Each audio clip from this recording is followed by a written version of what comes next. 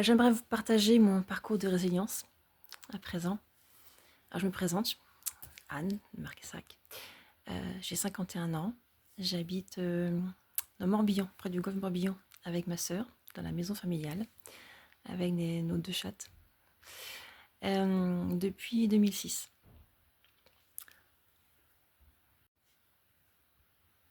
Alors, ce qui m'a amenée à vivre avec ma sœur, c'est une relation. C'est une relation de couple que j'ai connue en région parisienne. J'étais en région parisienne, j'y ai passé 5 ans pour des raisons professionnelles et aussi personnelles. C'était pour trouver du travail et, aussi pour retrouver quelqu'un. Quelqu'un qui m'avait quitté 2 ans auparavant. Non, oui, 2 ans auparavant, c'est ça. Donc j'étais très amoureuse. Je ne l'ai pas retrouvé. J'avais réussi à rester en contact, mais voilà, ça s'est pas fait. Et par dépit, bon, je voulais me faire une vie sociale. J'étais à Versailles. Donc je me suis inscrite à une association qui s'appelle AVF, Accueil des villes françaises, qui en a un peu dans toute la France. Il y en a une à côté d'ailleurs, à Vannes, même ici où je vis.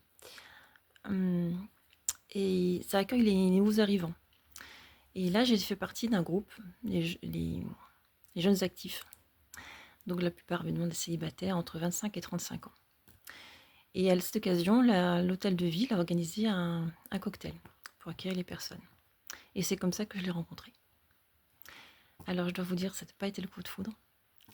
Mais il m'a attirée parce que à l'époque, j'étais très complexée. Je manquais de confiance en moi. J'étais très, très marquée par la rupture que j'avais vécue 2 ans auparavant. Je me sentais très seule.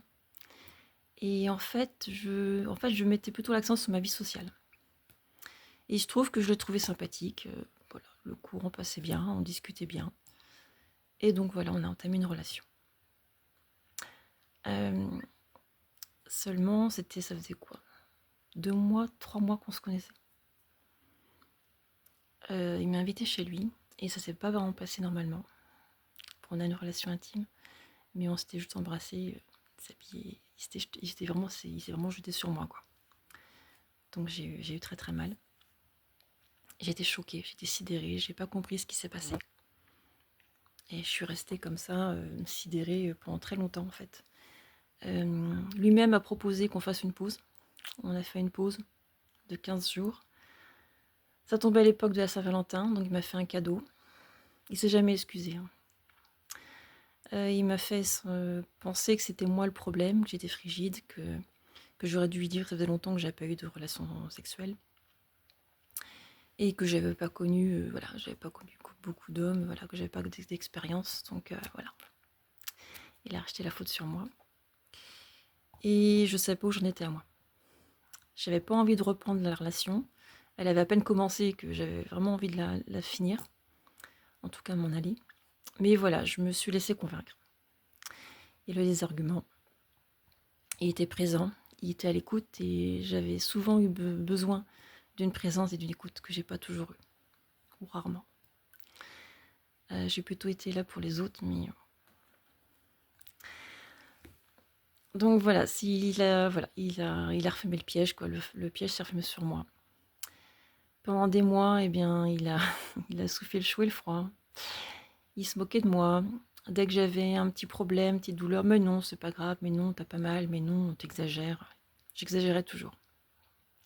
Alors qu'en fin de compte, les symptômes se sont révélés présents très très vite. J'ai commencé à avoir mal au dos. Je n'avais jamais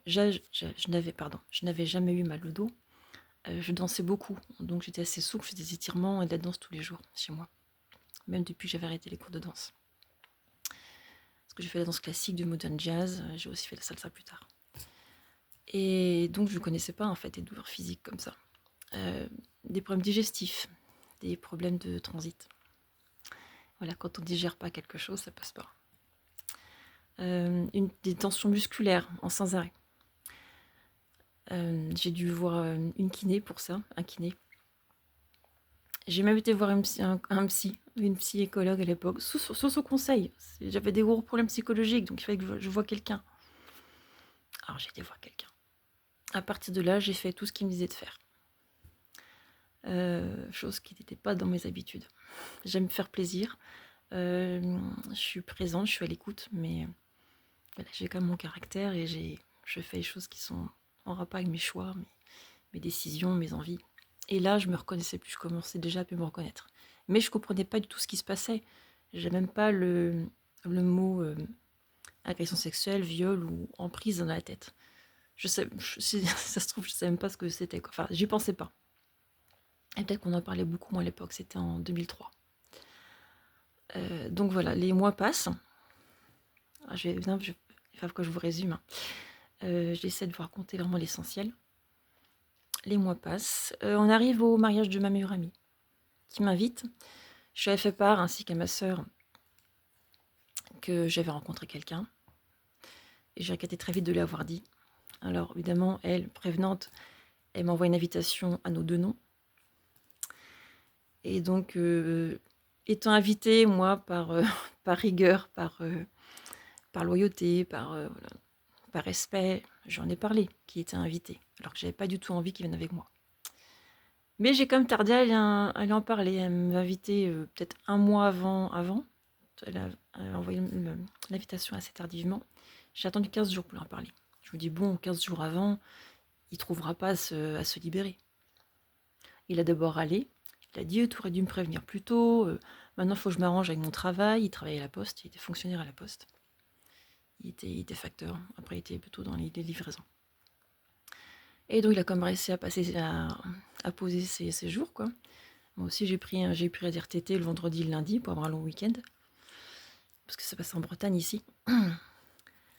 Donc, on va au mariage. Là aussi, ça a été très difficile. Oh, au début, c'est très bien comporté. Il a fait je dois dire, de très belles photos des mariés. Là, il s'est appliqué au début du mariage. Au début des 2 jours, ça s'est bien passé. Au repas, ça s'est déjà moins bien passé. Il a beaucoup bu, mais il buvait beaucoup. Il fumait beaucoup, il buvait beaucoup. Par la suite, il m'a dit, c'est de ta faute si je bois autant, si je fume autant. Tu me stresses. Donc, il n'était pas dans son état normal. Déjà, il s'invente un métier. Il est entouré de gendarmes parce que le marié était gendarme. Donc, il est entouré de collègues gendarmes. Il s'invente un métier. Moi aussi, je suis à la gendarmerie. Il dit pas ce qu'il fait. Donc, déjà, il n'était pas très sûr de lui. Il n'osait même pas dire ce qu'il faisait. Alors, il n'y a pas de honte à ça. Hein.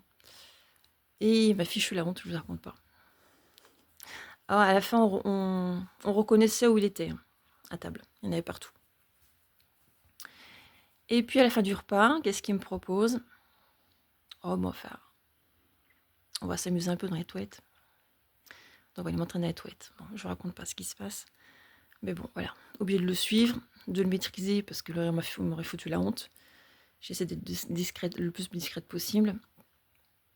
Mais j'étais très très mal. Ma sœur ne pouvait pas nous héberger à la maison parce qu'il a fallu qu'elle libère une des chambres qui n'était pas libre. Donc elle nous avait pris une chambre dans un hôtel. Donc on a passé le week-end à l'hôtel, tous les deux. Et le lendemain, tout piteux. Déjà le soir, il a fallu que je le soutienne. Il tenait à peine debout. Je le soutienne jusqu'à la chambre. Le lendemain, il avait honte. Il voulait pas y aller. Mais je lui dis, bah, n'y va pas alors, mais rentre à Versailles. Hein. Moi, je peux passer le reste du week-end sans toi, ça me dérange pas. Hein. Vu la honte que tu m'as faite. Si, il a tenu quand même à venir. Sauf que, voilà, il se payait la honte. Tout le monde l'a un peu taquiné. Bah alors, t'étais pas frais hier. Bref, on rentre. C'était au mois de juin. L'été, ah oui, il m'a aussi invité à un week-end en Bourgogne. Il faisait de la musique, il était joueur de bombarde. Et on était là un week-end. On a campé en Bourgogne, sur le thème du Moyen-Âge. Il fallait qu'on loue un costume et tout. Là aussi, je me suis pas beaucoup amusée, moi. Dieu m'a empêché de dormir. Il fallait en moi assouvir ses besoins. Voilà, même si j'en ai pas envie, dans la tente. L'été, on était aussi à un festival de musique bretonne dans le Finistère, parce qu'il est originaire du Finistère, lui. J'étais sa porteuse d'eau. J'ai passé le week-end bon, j'ai rencontré ses parents, mais bon. Quand j'ai vu le comportement de son père avec sa mère, je me suis vue dans 30 ans, quoi. Je me dis non. Ah non, ça va pas le faire. Je veux pas que ça me fonctionne de la même façon. J'avais l'impression d'avoir 2 personnes similaires, quoi. Ce que je lui dis au retour, de toute façon, t'es comme ton père, quoi. Non, je suis pas comme mon père. Bon, d'accord, j'avais touché un point sensible. Bon, ça se passe. Moi, je vais de plus en plus mal. Lui passe ses vacances dans le Finistère au mois de juillet. Moi, je passe mes vacances dans le Morbihan au mois d'août. Au départ, j'étais partie pour 15 jours, et puis finalement, j'ai décidé de rester 3 semaines parce que j'avais fini un contrat en CDD. Et puis je me dis, bon, j'ai rien au mois d'août, donc je vais attendre le mois de septembre pour retravailler. Puis j'ai vraiment besoin de prendre une pause.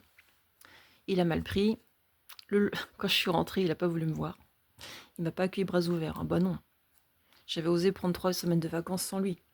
Lui-même avait eu 3 semaines de vacances sans moi. Mais moi, c'est vrai qu'un mois et demi sans le voir, ça m'a fait du bien. Enfin, un bon mois sans le voir, ça m'a fait du bien. Et moi, je me sens que de plus en plus, ma santé décline. Je suis de plus en plus fatiguée, toujours stressée, toujours tendue. Je serrais la mâchoire, j'avais des douleurs musculaires partout. J'avais recontacté l'agent d'intérim avec qui j'étais en contact, qui ne me trouvait pas de travail. Mais je ne me voyais pas travailler avec une autre agence. En fait, le courant passait très très bien avec elle, avec la responsable notamment.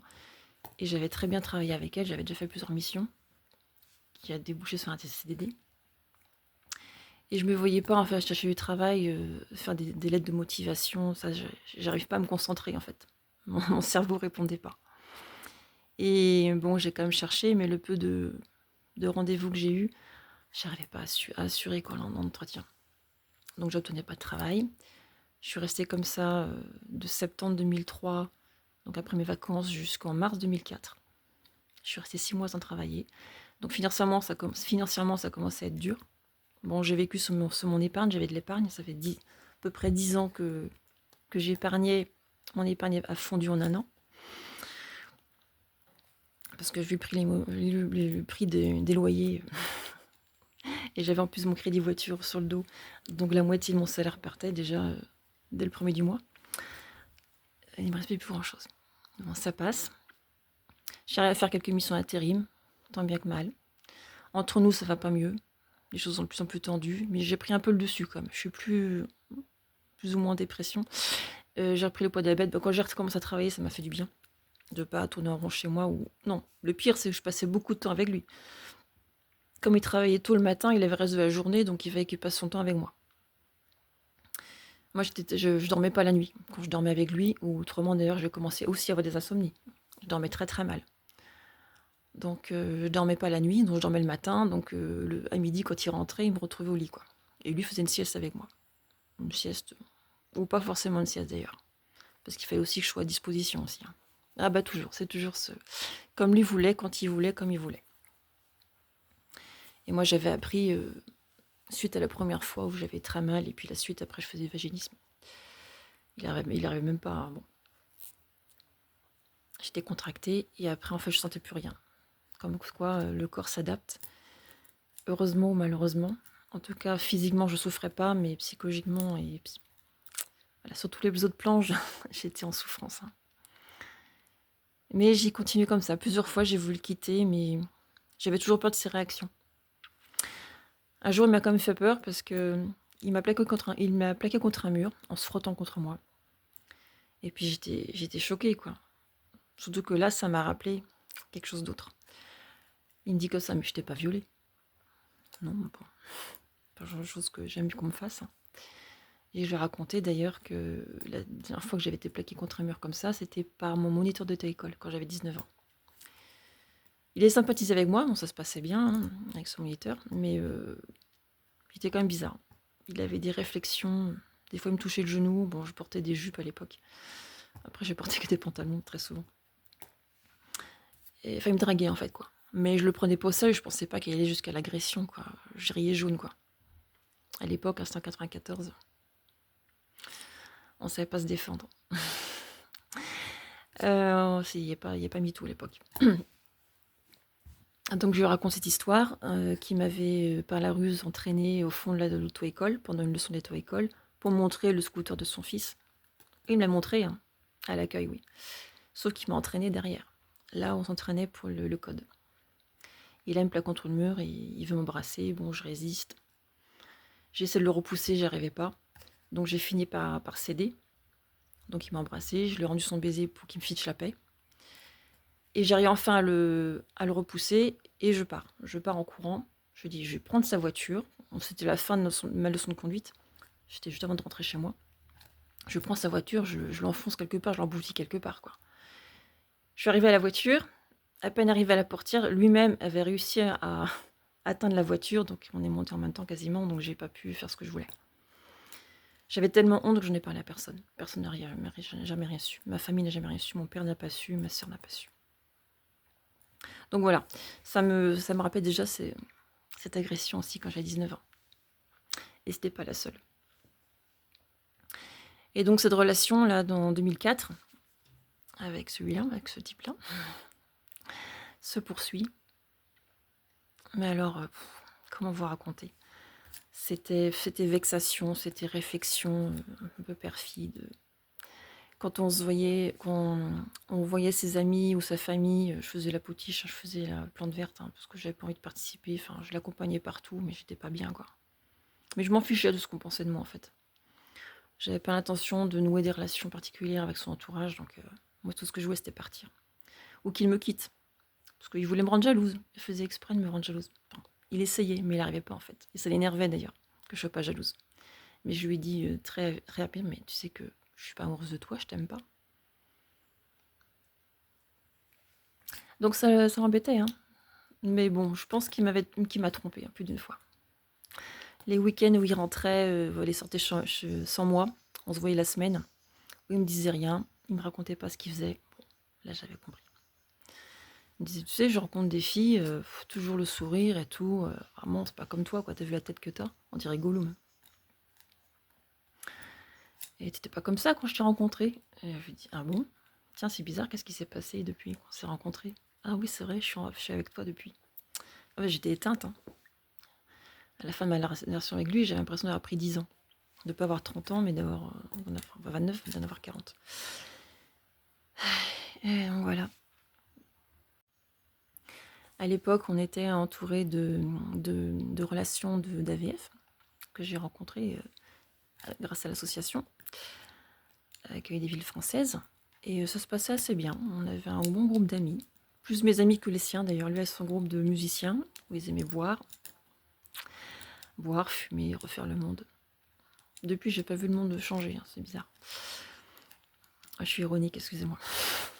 Maintenant, je parle avec ironie, hein, mais ça n'a pas toujours été le cas. Il était très copain avec un ami à moi. On avait un ami commun. Chance ou pas chance. Je me rappelle d'un épisode où on parlait de films. Et je ne sais plus comment c'est venu. Cet ami-là évoque un film où ça commence par un viol. Et puis lui, il dit, voilà, un copain, il dit, oh mais ça doit être génial. Soi-disant, ça retourne la plaisanterie. Mais il fait des plaisanteries très, très subtiles, très, très classe, très... C'est moi qui n'avais pas d'humour. Hein. Lui avait de l'humour, les autres n'avaient pas d'humour. Bon, il s'entendait très bien. Enfin, je vous passe pas mal de détails. Il s'en est passé des choses. Toujours est-il que, à la fin de notre relation, j'en avais marre. Franchement, j'en avais marre. Moi, j'ai recommencé à travailler assez régulièrement. J'avais enchaîné l'émission Intérim là, en 2004. Ça commençait à aller mieux pour moi. Sauf que j'ai eu l'appendicite, donc j'ai un arrêt maladie. Ensuite, j'ai été voir l'ophtalmo. J'avais un décollement de rétine bilatéral, donc les 2 yeux. Opération. Sinon, on perd la vue. Donc, elle prend rendez-vous avec un chirurgien, une chirurgienne des yeux, spécialiste à Paris. Et donc, je me fais opérer. Au mois de novembre du premier œil et au mois de février 2005 du deuxième œil. Et juste après l'opération de cet œil, je passe 3 jours à la clinique. Et ça donne longtemps que ça tournait dans ma tête. Hein. Je peux pas continuer comme ça, c'est pas possible. Je m'éteins progressivement. Je sentais que je perdais mes forces, je perdais courage. Je me dis, il faut que je quitte maintenant, sinon je ne quitterai jamais. Je sentais que c'était le moi, le point de bascule, le point de rupture, il fallait vraiment que je décide, que je prenne une décision. Et c'est pendant ces 3 jours à la clinique, pardon, que j'ai pris la décision de le quitter. Je savais pas comment aller réagir, mais je sais pas, j'avais pas peur à ce moment-là. J'avais eu peur auparavant de sa réaction. Mais là, je sentais qu'il s'éloignait, je me doutais qu'il avait quelqu'un qui m'avait remplacé, qu'il avait trouvé une remplaçante. Ce genre de personnes n'aiment pas rester seules. Alors, il faut toujours une proie. Une victime, sauf aux douleurs. Et donc, je décide de le quitter. Bon, ça se fait pas tout de suite du jour au lendemain. Il m'invite voir ses parents qui étaient en visite à Versailles. Moi, j'avais un bandeau sur l'œil, comme ça. J'avais mal quand je posais les pieds par terre. Il fallait qu'il me traîne, quoi. Alors, j'avais pas eu tout envie de sortir. J'aurais voulu rester chez moi. J'étais en convalescence. J'avais 3 semaines ou 1 mois d'arrêt maladie, normalement, après. Bon, sa famille se rendait compte que j'allais pas bien. Lui, il propose, oh, on va sortir à Paris maintenant, quoi, à la fin de la soirée. Tout le monde le regarde, mais ça va pas, t'as vu Anne, enfin, elle est pas en état, puis j'ai pas envie non plus, quoi. Oh, ça va aller, quoi, c'est rien ce qu'elle a, quoi. Ok. Donc on n'y est pas allé. Mais vous voyez un peu le genre, quoi. Enfin, je pense que vous avez compris, avec les quelques épisodes que je vous ai racontés.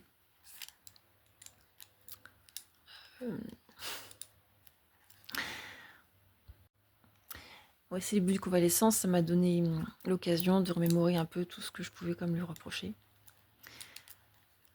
Notre première fois, j'avais eu peur de tomber enceinte. J'étais voir une gynéco, on a fait les examens, on a fait un test de grossesse, on a fait un test aussi VIH. J'avais rien, ni l'un ni l'autre, fort heureusement. Mais j'avais comme des symptômes, j'avais commencé à gonfler, j'avais des nausées, enfin j'avais l'impression d'avoir des symptômes de femme enceinte, c'est pour ça que je m'inquiétais. Je voulais surtout pas être enceinte de lui. Et quand je lui ai fait part de mes inquiétudes, il m'avait dit, donc c'était début 2003, je reviens en 2003, pardon, j'ai du mal à m'exprimer. Ah mais tu avortes ou je te quitte. Bon, c'est violent quand on vous dit ça. C'était au tout début de la relation, mais je savais pas encore si je voulais rester avec lui, enfin, sans doute pas, mais bon, c'est quand même violent à entendre. Enfin, comme si c'était quelque chose de gênant, quoi. C'est rien, quoi. Coupe-toi les cheveux, hein, ça repoussera. Donc voilà, c'était un peu le genre, quoi. Autre chose qui était assez violent aussi à entendre, c'est quand il s'était vanté d'avoir une copine par le passé, et que cette copine s'était suicidée peu de temps après leur rupture. Pour lui, elle s'était suicidée parce que il lui manquait trop. Moi déjà, c'était au début de notre relation, j'ai commencé à comprendre, oui, mais je sais pas ce que tu l'as fait subir en fait. Donc ça aussi, ça m'a fait réfléchir après coup. À la fin de notre relation, j'ai repensé à ça, notamment. Une autre fois, il s'était vanté aussi d'avoir... Oh, il se vantait toujours. Hein, d'avoir connu une centaine de femmes. Et là, à cette époque-là, c'était une deuxième moitié de notre relation, vers la fin de la relation déjà. Donc je lui répondais, mais avec ironie. Parce qu'au début, je lui répondais, mais je voyais que j'apportais de l'eau à son moulin, donc j'arrêtais de lui répondre. Je le laissais parler, je le laissais dire, je le laissais faire. Je faisais comme si je m'en fichais, mais c'était pas le cas. Et là, je lui ai répondu, c'est dommage quand même d'avoir autant d'expérience et de si mal s'y prendre quand même.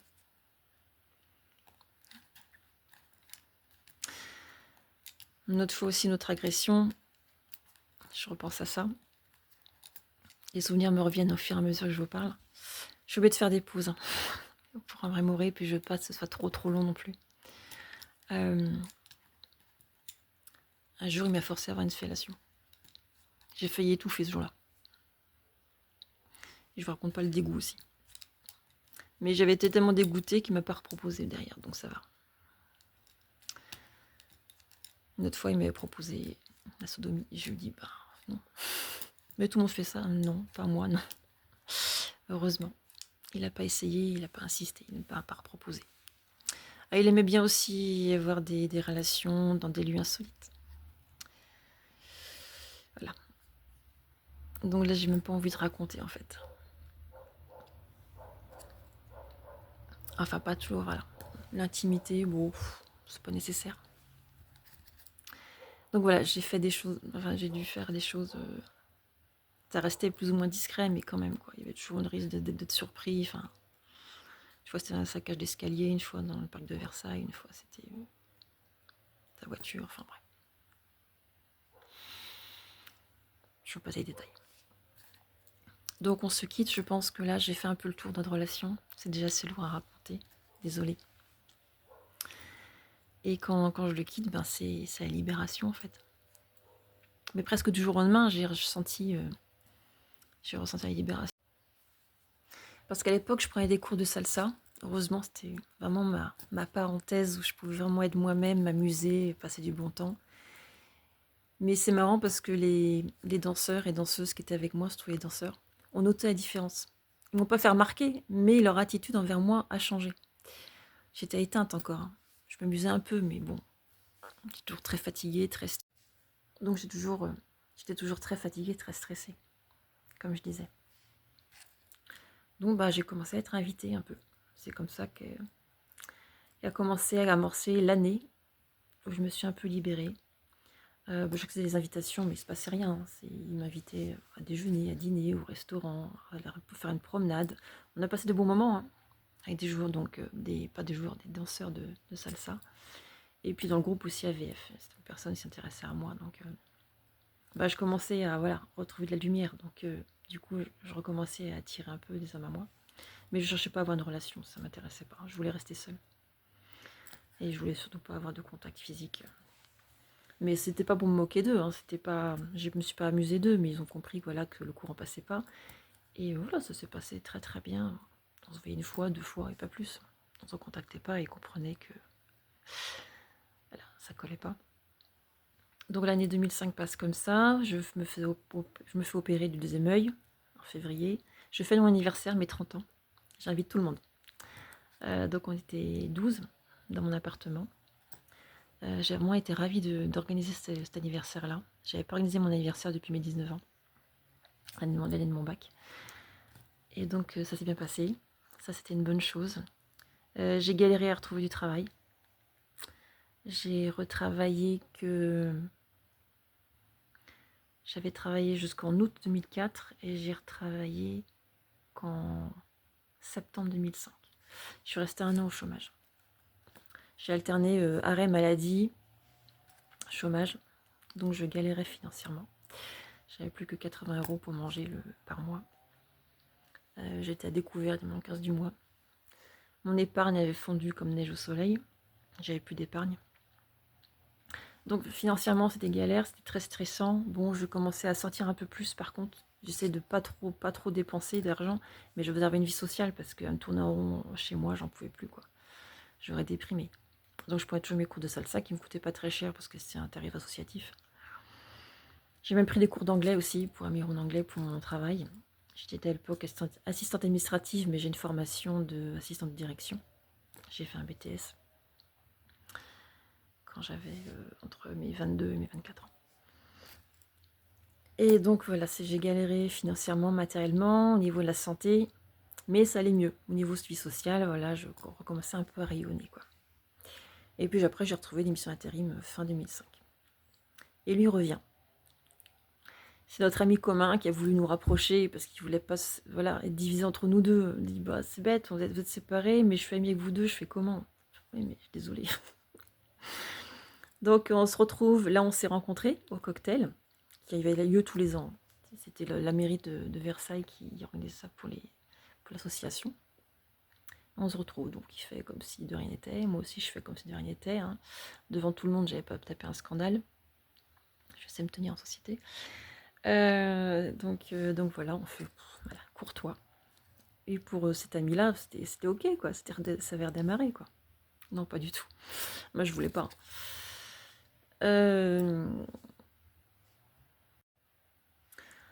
Et à début 2006, il veut revenir. Donc je le laisse venir. Lui faisant croire que tout allait bien. Non, tout allait pas bien. Je voulais faire un peu marcher. Je me dis, tiens, on va voir où est-ce qu'ils vont en venir. Il a réussi à pleurer dans le bar où on s'est vu. On s'est donné rendez-vous. Après, il m'a invité au restaurant. Et après, il a voulu qu'on aille chez lui. Il m'a invité à dîner chez lui. Et puis là, il venait de m'annoncer qu'il était muté, il était en Bretagne. Donc il a quitté la région. Moi, j'étais encore là-bas. Je n'avais pas encore pris ma décision de partir. Mais j'étais pas loin. Parce que la dernière fois que je suis partie en vacances en 2005, donc j'ai passé tout le mois d'août ici en Bretagne.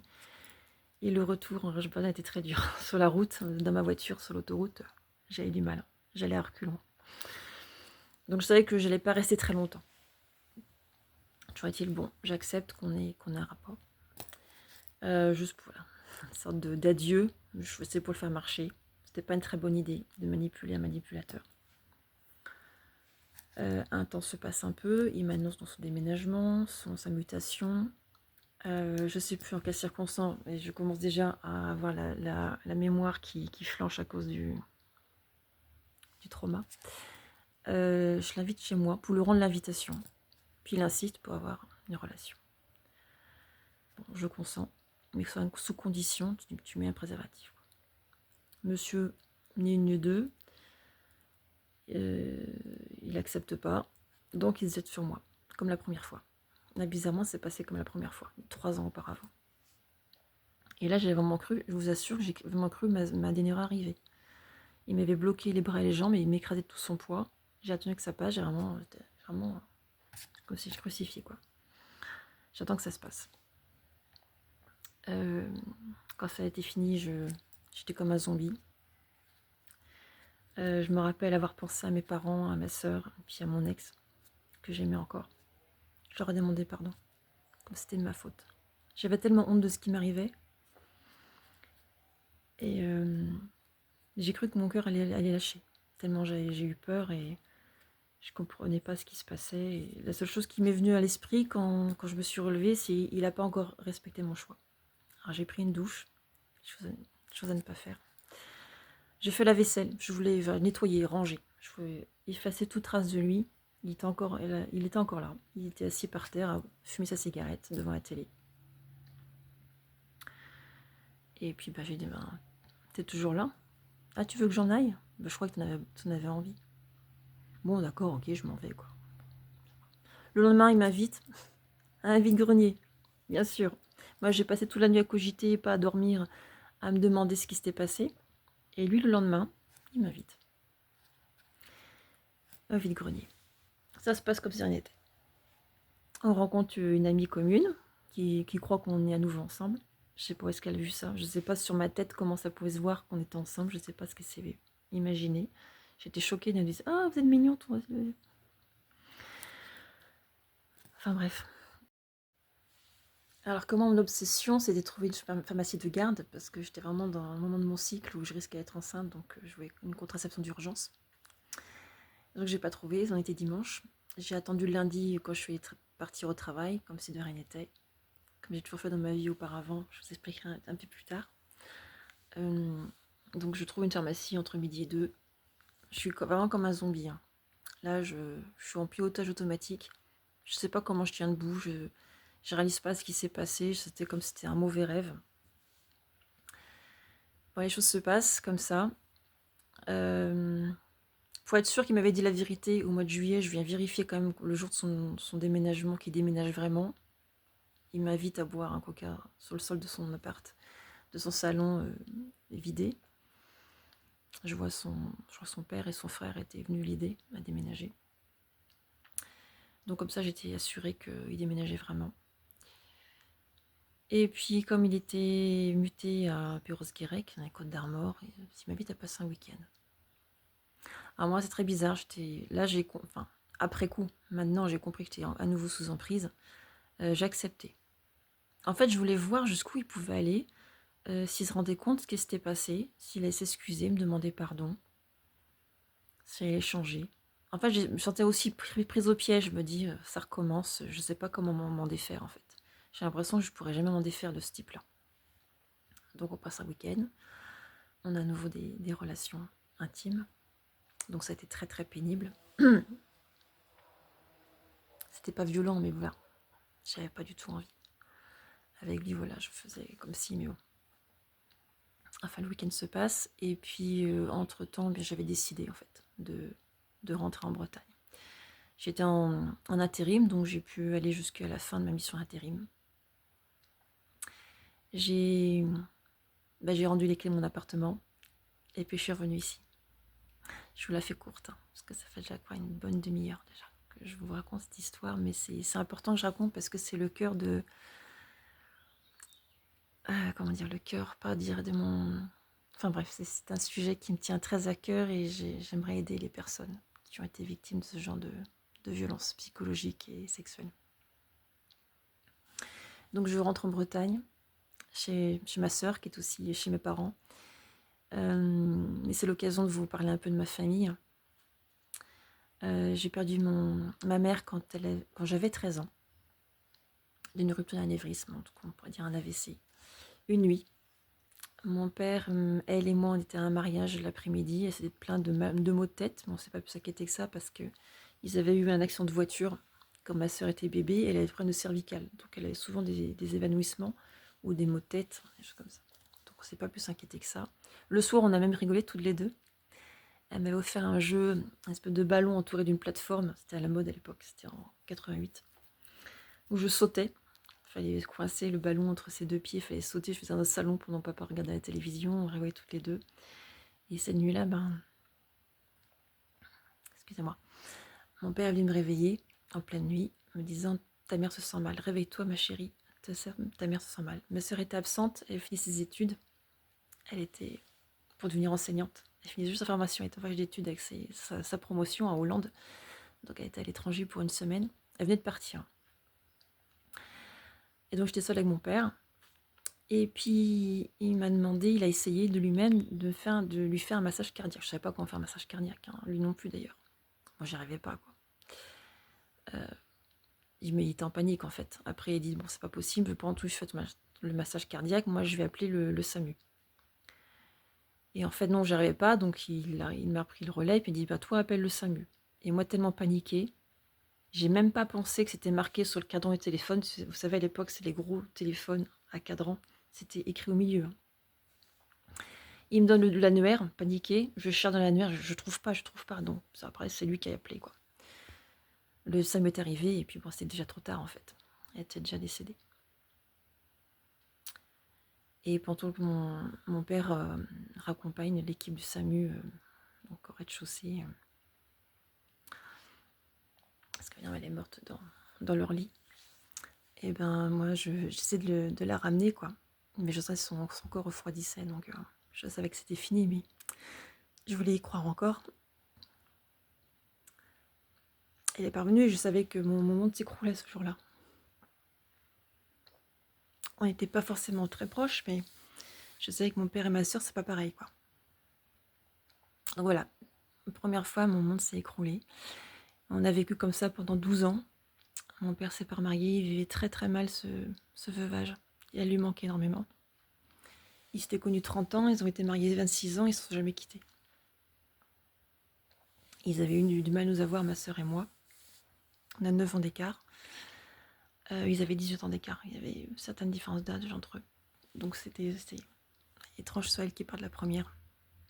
Donc voilà, bon, on cohabite tous les trois, à la fois ensemble et seuls. C'est pas évident de renouer une famille après la perte d'un membre de famille. Mais ça se passait bien. Mon père vraiment a tout fait pour ma sœur et moi, pour qu'on soit le plus heureuse possible, qu'on manque de rien. Évidemment, il était très présent. De toute façon, il était à la retraite, hein, il avait 78 ans. Il nous a eu, moi surtout, sur le terre, il avait 55 ans quand je suis née. Donc j'ai toujours quasiment connu mon père à la retraite. Une mère au foyer et une sœur enseignante, elle est professeure des écoles. En fait, elle a réalisé le rêve de ma mère, qui voulait être institutrice.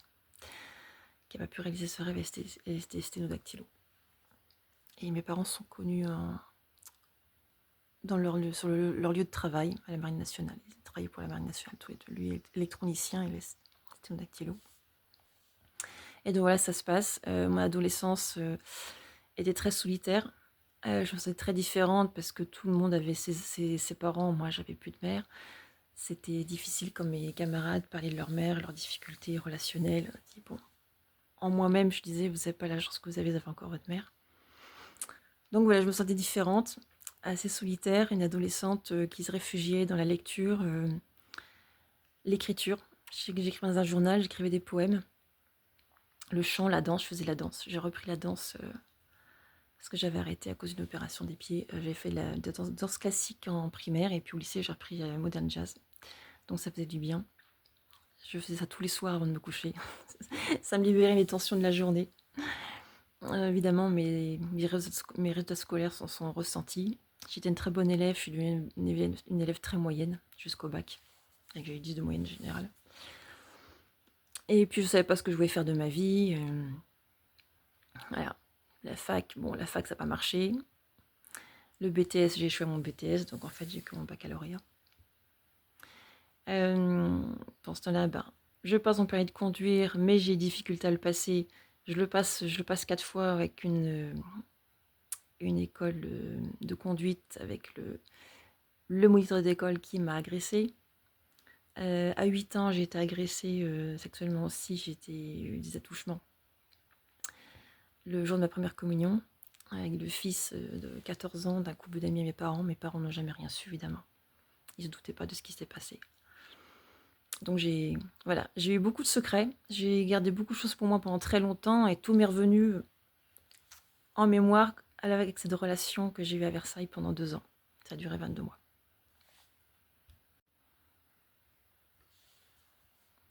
Et j'ai eu une relation amoureuse qui a très bien fonctionné. Le temps, ça a fonctionné. Ça a duré 16 mois. C'était un militaire. Il a privilégié sa carrière.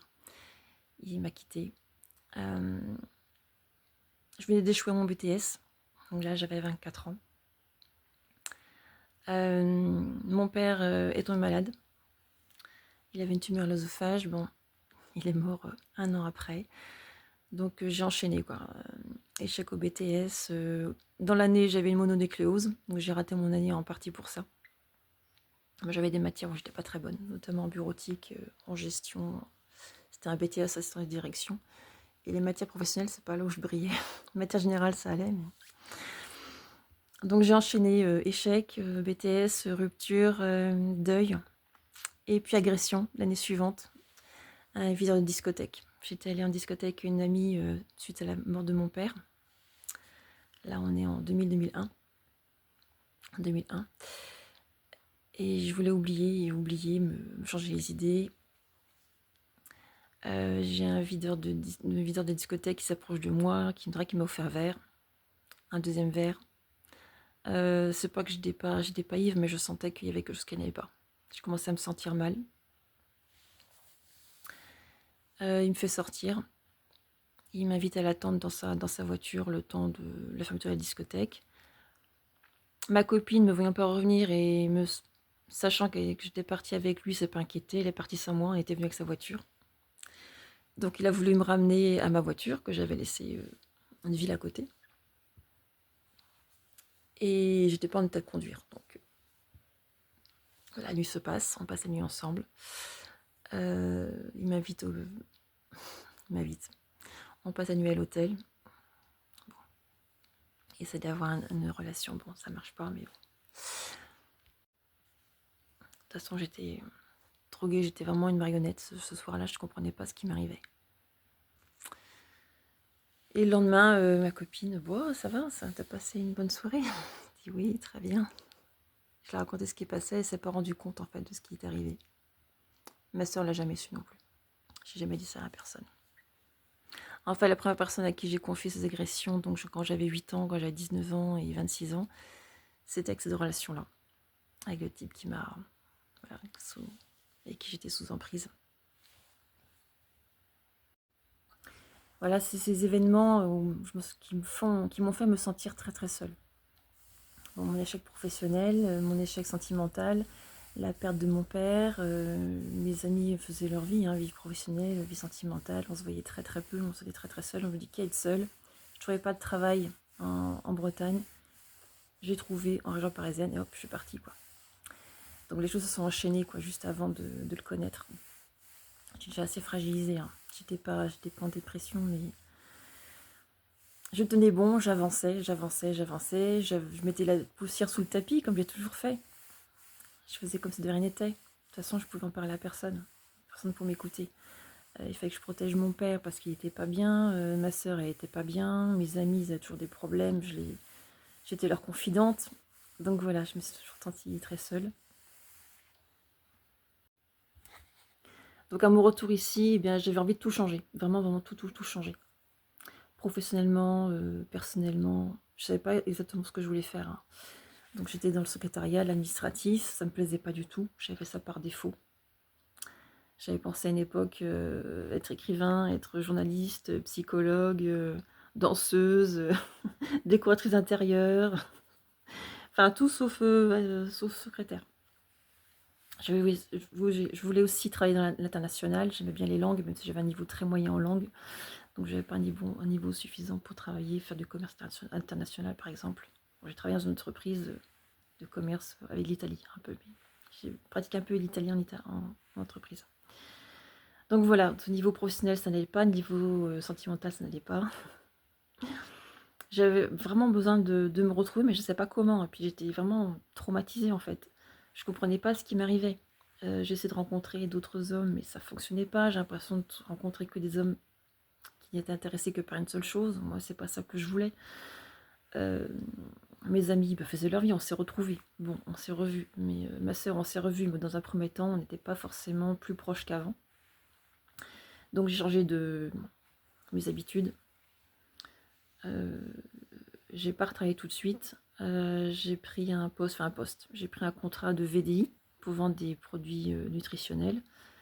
Mais ça n'allait pas, quoi. J'arrivais pas à m'y mettre.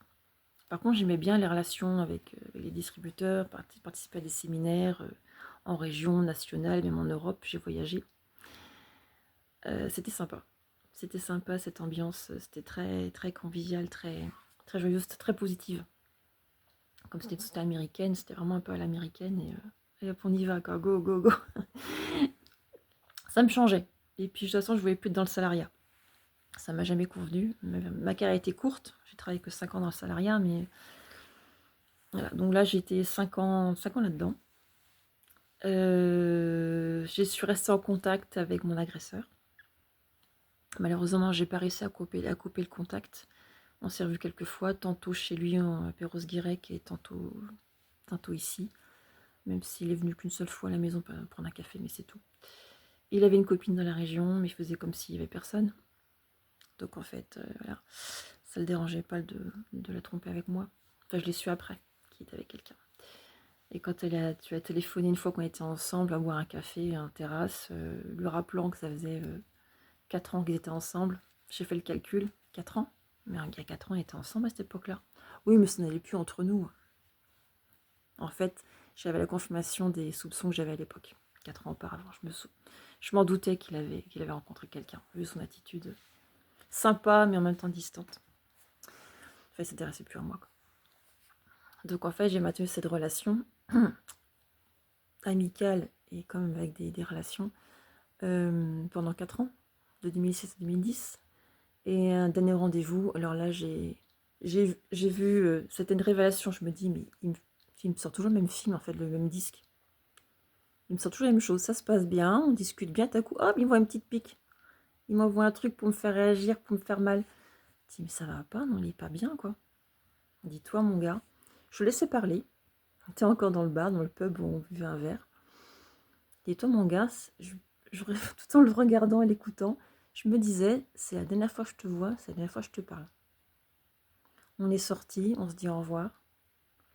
Il voulait m'accompagner à ma voiture. Non, non, non, c'est pas la peine. Je l'ai planté sur le trottoir. Je suis partie sans me retourner. Il m'a appelé. Il m'a pas suivi. Heureusement, j'avais peur qu'il me suive jusqu'au parking. Et c'est la dernière fois que je l'ai vu. Puis je lui ai dit, mais ça a été simple. Pourquoi j'ai pas fait ça plus tôt? C'était tellement simple. Il fallait le vexer. À chaque fois, les rares fois où j'ai réussi à le vexer, il me laissait tranquille. Quand on est narcissique, hein, on n'aime pas trop, on n'aime pas trop remis en question, remis en cause. Donc c'est la dernière fois que je l'ai vu. Mais c'était le premier pas de la guérison, parce que quelques mois après, j'ai été invitée par une amie en région parisienne à passer un week-end à Berlin. Et lors de ce week-end, on était ensemble, et puis avec 2 autres amis à elle. Enfin, un couple d'amis, on va dire, enfin 2 copains ensemble, puis on était 2 copines ensemble. On voyageait à 4. Et puis, il nous a proposé d'aller voir une exposition photo, du porno chic. Ça me disait trop rien, mais bon. On est allé voir l'exposition à Berlin. Bon, c'était pas, voilà, c'était pas inesthétique, mais c'était pas non plus... Heureusement, c'était photos en noir et blanc. Et tout à coup, j'ai eu un flash, mais ça me rappelle les photos qu'on faisait ensemble. En fait. Et là, tout m'est revenu. Tout m'est revenu, mais c'était choqué. Bon, le week-end se passe, on rentre à Paris. Je logeais chez ma copine, là, qui était avec son copain, qui n'était pas venu avec nous. Mais elle avait pas dit d'ailleurs qu'on partait en week-end. Enfin, si, mais seulement toutes les deux. Enfin bref, c'est pas le sujet. Et puis je lui raconte ça. Je lui raconte ce qui s'est passé. Puis elle me dit, mais c'est un viol. Révélation. 4 ans après. Je dis, ouais, effectivement, ouais, ça doit être ça, ouais. Et entre-temps, j'avais fait des recherches sur Internet. Je m'étais confiée à l'un de mes meilleurs amis. Ce qui s'était passé avec lui la dernière fois que je l'ai vu. Il dit, mais il te manipule. Enfin, vous le croirez ou pas, j'ai regardé sur Internet manipulateur. Qu'est-ce qu'un manipulateur? Et je suis tombée sur une entrée, manipulateur pervers narcissique. C'est la première fois que je le voyais de ma vie, 2010. Et puis j'ai les critères, les 30 critères. Je ne sais plus quelle personne avait écrit ça, qui a écrit un bouquin d'ailleurs. Ah ouais, mais il coche cette case-là, il coche cette case-là, il coche cette case-là. Une vingtaine sur 30 à peu près. Je dis bon, d'accord, bon. Ben, je l'avais étiqueté. Ça c'était au mois de mars, mars 2010, et au mois de mai, révélation, oui, il m'a violée. Donc voilà, c'était le début de la guérison. Un grand pas avait été franchi déjà. Alors, je continue ma vie comme si de rien n'était. Donc j'étais en Bretagne, hein. J'étais avec ma sœur, comme je suis maintenant aujourd'hui encore. Et je reprends les choses en main. Je dis, il faut que je m'occupe de moi. J'ai besoin de me retrouver, de me retrouver physiquement. Voilà, de me reconnecter à mon corps. Donc j'ai repris le sport. Je me suis mise à la course à pied. Je me suis lancé un défi. Tiens, si je faisais la vingtaise, moi qui ai détesté courir quand j'étais au lycée, 6 km, oh, même pas peur, quoi. J'ai 3 mois pour me préparer. Allez hop, allons-y, quoi. Et je me suis préparée et je l'ai fait. Je me suis entraînée tout juillet, août, septembre, et c'était en octobre, et je l'ai fait. J'étais fière de moi. Bon, j'ai failli faire un malaise à l'arrivée. Le dernier kilomètre était très très dur. Mais je voulais ni marcher ni m'arrêter, donc j'ai réussi. Donc voilà, j'avais besoin de me lancer un défi. Et puis ça me faisait me reconnecter à mon corps. J'arrivais plus à danser. Je dansais tous les jours avant. Je faisais des étirements et dansais tous les jours. Je chantais aussi. Bon, chez moi. Et là, donc j'ai commencé à faire du sport, j'ai commencé à faire des soins du visage, sous les soins du visage. Me faire prendre soin de moi, au nez. Bon, j'ai vu un médecin, j'ai vu un ostéopathe aussi, parce que j'avais des tensions encore, des tensions articulaires, musculaires. Donc ça m'a fait du bien. Donc j'ai commencé vraiment à prendre soin de moi sur le plan physique. Sur le plan affectif, parce que j'ai retrouvé ma soeur et mes amis, mes meilleurs amis, une amie d'enfance et puis un ami de fac, pardon, avec qui je m'étais confiée sur la dernière fois que j'ai vu l'autre là. Donc j'ai pris soin de moi sur ce plan-là. J'étais sur les réseaux sociaux pour retrouver d'anciennes relations que j'avais besoin de faire le point. Sur l'école primaire, sur le collège, j'étais ce copain d'avant, après sur Facebook. Et puis donc changement de carrière professionnelle. En tout cas, j'ai tenté. Et puis comme je voyais que mon moral, c'était pas ça, quoi. C'était pas au beau fixe. Je comprenais pas pourquoi. Et lui, qu'est-ce qu'il fait? En 2012, il m'envoie un SMS m'annonçant la mort de sa mère. Là, j'en ai profité. Je dis, ça a bien marché l'autre fois. Je vais lui faire un choc.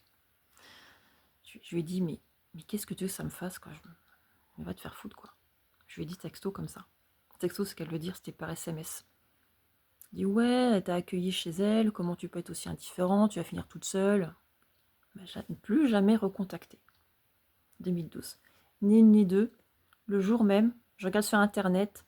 Je l'avais déjà menacé. Je l'avais promis. Je dû continuer à me contacter parce qu'il me contactait quand même régulièrement, enfin ponctuellement, mais voilà, entre 2010 et 2012, je porte plainte pour viol.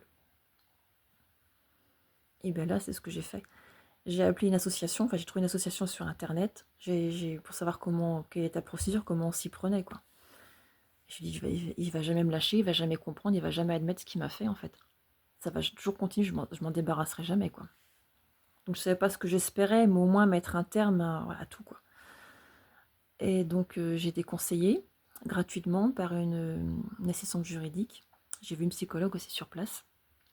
On a enclenché la procédure, j'ai dû écrire une lettre au procureur, j'ai porté plainte en 2013. J'ai été à la gendarmerie, vraiment déposer ma plainte, donc, face à une OPJ, une femme OPJ, à la gendarmerie de Vannes. Et donc, c'était enclenché. Septembre 2013, je passe un examen psychologique. J'ai trois séances avec une psychologue, donc spécialisée en victimologie et criminologie, une psychologue clinicienne. Et donc, suite à ça, j'ai lui aussi été interrogé de son côté, sa copine aussi. Mais ça s'est arrêté là de son côté. Il a été interrogé, sa copine aussi. C'est tout ce qu'il a eu. Et donc, pour voir si j'étais pas folle, si j'inventais pas, quoi. Voilà. C'était la procédure, l'analyse psychologique. Et suite à ça, j'ai demandé à un psychologue parce que j'avais eu un très bon contact. Et elle m'avait conseillé de me faire suivre. Et puis je lui ai demandé est-ce que ça pourrait être vous, parce que je ne savais pas si j'avais le droit, du fait qu'elle avait été partie prenante dans la procédure. Elle me dit oui, il n'y a pas de souci, oui, si vous voulez, moi je veux bien vous suivre. Et puis je l'ai contacté 2-3 mois après. Et puis c'était parti comme ça. C'est encore ma psychologue, presque 13 ans après. Alors, je la voyais tous les 15 jours, j'aurais eu besoin de la voir une fois par semaine, mais c'était pas possible financièrement. J'y arrivais pas, il n'y a pas de remboursement. Maintenant, il y a une partie qui est remboursée par la mutuelle, mais une partie seulement. Donc maintenant, je la vois une fois tous les 2 mois. Ça me fait du bien de déposer. Mais déjà, je suis accompagnée sur ce plan-là. Et même si ça va beaucoup, beaucoup mieux, je trouve que c'est une sorte d'entretien, en fait. Que c'est comme faire du sport, prendre soin de son corps, son hygiène. C'est une hygiène mentale, en fait. Donc ça fait beaucoup de bien. Et puis, voilà, elle est vraiment super. Et puis elle voit mon évolution, c'est ça qui est génial, c'est qu'elle m'a vu évoluer pendant toutes ces années et elle sait d'où je viens. Et même elle a trouvé que je m'en étais sortie assez rapidement, en fait. Ça a eu un effet très très positif, la psychothérapie, sur moi. Il n'y a pas que ça, hein. Il y a aussi l'entourage, hein, l'entourage affectif évidemment qui a joué, l'environnement aussi. Je me sens beaucoup mieux à vivre à la campagne qu'à la ville. Je suis entre mer et campagne. Et puis je vis dans une commune qui a 5000 habitants seulement. Et la ville la plus grande a 50 000 habitants à 15 km. Près de Vannes. C'est Vannes. Et donc pour vous dire que se faire accompagner, voilà, sur un plan psychologique, sur un plan juridique, sur un plan médical, sur un plan affectif, sur de nouvelles habitudes, une nouvelle hygiène de vie, ma reconnexion avec mon corps, voilà, parce que j'étais déconnectée de mon corps, hein, je sentais que ma tête en fait. Je voulais plus la ressentir en fait. Et j'avais des douleurs en fait, mon corps se rappelait à moi, me dit mais j'existe quoi, je suis là. Je l'écoutais pas. Donc ça a été un long parcours de guérison. La procédure n'a rien donné. En 2016, j'ai pris une avocate pour me constituer partie civile, donc j'ai accès à tout le dossier, à toutes les auditions de ma sœur, de mes amis, de membres de ma famille, des relations qu'on a eues là-bas. Je leur ai donné plein de noms. Ils ont interrogé tout le monde, hein. De mon côté, ils ont beaucoup interrogé de personnes, hein. Ils m'ont beaucoup étudié sur toutes les coutures. J'ai vu une juge à Rennes, j'ai eu une audition. Ça s'est terminé comme ça d'ailleurs. Ça a duré 2 heures et ça a été très très très pénible. Heureusement, mon avocate était là. Comme j'avais manqué mon train, elle m'a raccompagnée en voiture jusqu'à Vannes. J'avais laissé ma voiture à la gare. Et c'était très pénible. J'ai l'impression que c'était moi qui étais mise en cause, en fait. Autant c'était très bien passé avec la gendarme. La gendarmerie, elle était très très bien. Autant la juge, j'ai très mal vécu l'audition. Quelques mois après, je vais sur Internet. Je dis, bon, je vais prendre des nouvelles pour voir ce qui devient, parce que l'enquête traînait, quoi. J'avais enclenché les choses en 2013. Ma lettre au procureur de la République qui était de janvier 2013. Et on était là en juillet 2017. Je me dis, mais qu'est-ce qui se passe? Mon avocat m'a dit, peut-être que votre dossier il est en dessous de la pile, quoi. Le temps qu'il remonte au haut de la pile. Mais elle trouvait le dossier léger, quand même. Tout, je leur ai donné plein d'éléments, quoi. D'accord, je m'étais prise des années après, ok, des années après, parce que j'avais pas pu le faire avant, j'étais dans le déni. Et je voulais avancer. Et comme j'ai eu d'autres agressions, je me dis, bon, ça va passer, quoi, je suis pas morte, quoi. J'avance, quoi. De toute façon, qu'est-ce que je peux faire? Hop, je garde ça, je verrouille ça en moi. Je ferme ma clé, j'ai de la clé, quoi. Et là, j'ai décidé de faire face. Et puis en plus, il y a plein de choses qui étaient remontées. La psychothérapie a fait qu'il y a plein de choses qui remontaient, plein de souvenirs. J'ai compris tout mon passé, que ce soit avec ma famille, les anciennes agressions. enfin tout, ma relation aux autres, le faux self que j'avais construit par protection, et puis trauma sur trauma sur trauma sur trauma. Choc émotionnel pour choc émotionnel, voilà, à 38 ans, je me suis écroulée, c'est pas étonnant. Fin 2013, j'ai fait une dépression qui a duré jusqu'à fin 2015, début 2016. Donc ça, 2016, 2017, c'est vraiment là, c'est après la dépression, donc le période de guérison. Là, j'ai commencé un entre-deux en fait. En 2016, je vais à un atelier, je recommence à travailler un petit peu l'été. Je vais à un atelier d'une coach. Donc j'ai eu le contact avec une collègue. Et puis là, c'était le déclic. Donc c'est ça qui m'amène jusqu'ici, 10 ans après. Donc 20 ans après le viol et 10 ans après le déclic professionnel, celui-ci. Comme j'en ai eu voilà, par rapport à ce qui m'est arrivé en 2010. Et je dis, mais c'est ça que je veux faire. J'ai compris, mais en fait, j'ai l'impression que je suis faite pour ça, en fait. Alors, je me suis renseignée, j'ai regardé pour une formation, comment m'installer. Je dis, mais ça va être compliqué, quoi, financièrement. Puis, mentalement, je n'arrivais pas encore à engranger des connaissances. C'était pas faisable. J'ai commencé une formation en PNL que j'ai pas terminée. Mais toujours est-il que je me réfère beaucoup à mon vécu, et en fait, je me dis non. D'avoir faire une psychothérapie en plus, ça m'a fait prendre conscience que j'ai des capacités d'analyse, de synthèse aussi. J'ai un esprit analytique et synthétique. Je suis aussi très observatrice, très à l'écoute. Donc voilà pour mes compétences, on va dire, personnelles. Et dans cet entre-deux, c'était un peu long parce que j'hésitais beaucoup. J'avais trouvé ma voie, VOIE et VOIX, et je ne savais pas comment m'y prendre. Et puis en 2024, j'ai trouvé une formation de business, enfin, coach business. Et j'ai trouvé un coach business. Et là, franchement, ça a tout déclenché, quoi. C'est pour ça que je suis ici aujourd'hui. C'est grâce à cette rencontre, à ces belles rencontres aussi de tout le groupe de coach en mission. Ça m'a transformée, ça révèle qui je suis vraiment. Je me sens vraiment, vraiment moi-même. C'est une vraie transformation. Et là, je me dis, mais tout ce que j'ai vécu, c'est pour ça, quoi. C'est pour arriver jusque-là. Je comprends mon parcours, je comprends là ce par quoi je suis passée. Je me dis, ça n'a pas été en vain. Ça m'a servi à quelque chose et maintenant je veux que ça serve à quelque chose. Et je sais que c'est important de se faire suivre psychologiquement, de se faire soigner aussi, de se faire entourer. Si vous pouvez avoir de l'entourage autour de vous affectif qui vous soutient, c'est important aussi. Si vous pouvez déménager dans un lieu qui vous sied mieux, faites-le, faites ce que vous pouvez évidemment dans la mesure du possible. Mais faites-vous accompagner, faites-vous soigner, occupez-vous de vous, devenez votre priorité. Quand moi je suis devenue ma priorité, je me suis sentie très égoïste au départ, c'était très très dur. J'avais plutôt tendance à m'oublier. Mais voilà, j'ai pris soin de moi et je regrette pas.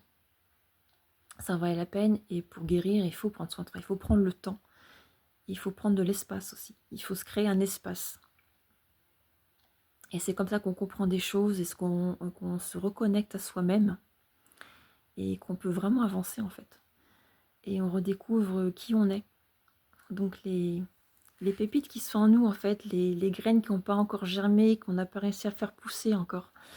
Et en fait, on a tous quelque chose, un potentiel, et c'est dommage de le laisser mourir quelque part, ce potentiel. Là, je vous parle avec mon cœur, je suis très émue de vous dire ça. Peut-être parce que je suis passée justement par mon témoignage, qui est assez long, je m'en excuse, peut-être que je couperai en plusieurs vidéos, pour pas que ce soit trop lourd à regarder. Mais je voulais vraiment vous raconter mon histoire, mon parcours de guérison. Je vous ai assez résumé, ceci dit, mais il y a eu comme des étapes, comme entre la prise de conscience, le travail de guérison, l'entre-deux, qui a duré à peu près 7 ans pour moi. Donc je voudrais vraiment vous faire raccourcir ce temps.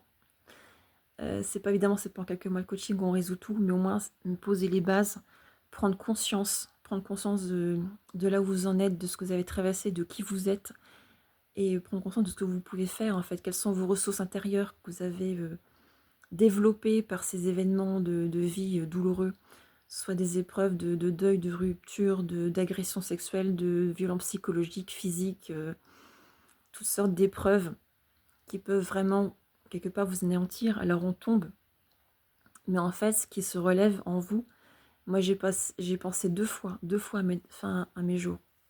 Je vous en ai parlé au live d'ouverture. À 15 ans et à 35 ans. À 15 ans après la mort de ma mère, 2 ans après la mort de ma mère, je ne sais plus où j'en étais. Je me sentais très très seule, je ne me sentais pas compris, je n'arrivais pas à exprimer ce que je ressentais parce qu'on ne m'avait pas appris à exprimer ce que je ressentais. On m'avait dit, tiens bon, t'es forte. Mon père n'arrêtait pas de me dire, tu es forte. Mais c'était pour se protéger lui-même parce qu'il ne savait pas comment me soutenir. Et il voulait que ma sœur et moi soient fortes. Et j'ai été forte. Mais à quel prix? Professionnellement, je ne me suis pas épanouie. Sur le plan sentimental, je ne me suis pas épanouie. J'aurais voulu fonder une famille, je n'ai pas pu avoir d'enfants. Avec tout ce qui s'est passé, c'était pas possible. J'étais célibataire, j'avais pas la santé, j'avais pas les moyens financiers, enfin rien. Rien n'allait. Maintenant, c'est une question d'âge, évidemment. Et franchement, ce serait dommage de passer à côté de vous. En fait, ne passez pas à côté de vous. Vraiment, si j'avais qu'un message à vous transmettre, c'est celui-là. Et franchement, j'ai à cœur d'aider les personnes qui sont entre deux, justement, qui ont fait commencé un parcours de guérison, voilà, mais ils sont entre deux, qui savent pas trop. Voilà. Les femmes qui se disent, bon, je vais mieux, mais qui je suis vraiment? Qu'est-ce que je veux vraiment? Par quoi commencer? Qu'est-ce qui t'a m'apporté? Et en fait, j'aimerais vous aider, vous accompagner à trouver de vous-même les ressources en vous et voir ce qu'il y a autour de vous. Il y a forcément des solutions. Vous voyez, je suis passée par Internet, je suis passée par le relationnel, je suis passée par des professionnels. J'ai vraiment tout essayé. J'ai développé une addiction aux écrans parce que je suis restée beaucoup de temps à la maison, à voir personne. Je sors avec ma sœur, certes, mais sinon, je suis tout le temps à la maison. Donc, je fais un métier maintenant. Je travaille maintenant à la maison, mais maintenant, au moins, j'ai une activité qui signifie quelque chose, qui a du sens, qui sert à quelque chose. Donc, je suis encore beaucoup devant les écrans, mais moi, je sais que ça, je pense que ça a de la valeur et je suis très émue. Excusez-moi. Enfin, j'espère que vous avez compris mon message. Voilà, je voulais vraiment vous transmettre ça. C'est très important. J'avais déjà fait une vidéo, je l'ai refaite là. J'ai dit non, il faut que je la refasse. Et tant pis, je dis ce que j'ai sur le cœur, je vous parle, voilà, en toute honnêteté, en toute franchise, en toute sincérité. J'espère en tout cas que cet enregistrement aura une utilité, c'est ça en fait. Voilà, c'est surtout que ça vous soit utile. Donc vous me direz ce que vous en pensez, si vous allez regarder jusqu'au bout ou par morceaux, ou de toute façon vous aurez une semaine pour regarder les vidéos dans l'ensemble des autres intervenantes également. Donc prenez votre temps, regardez ça tranquillement, une vidéo par jour, je ne sais pas. Peut-être que je prolongerai un petit peu. Voilà, je sais que je crée un petit peu le sommet, un peu, pas au fur et à mesure, mais je m'adapte. J'essaie de m'adapter à ce qui se passe avec les aléas. Et je vous remercie de m'avoir écouté. Et merci d'être là pour ce sommet. Et bon sommet, j'espère que vous allez en retirer des déclics, des prises de conscience pour avancer, pour vous, pour vous-même. Prenez soin de vous.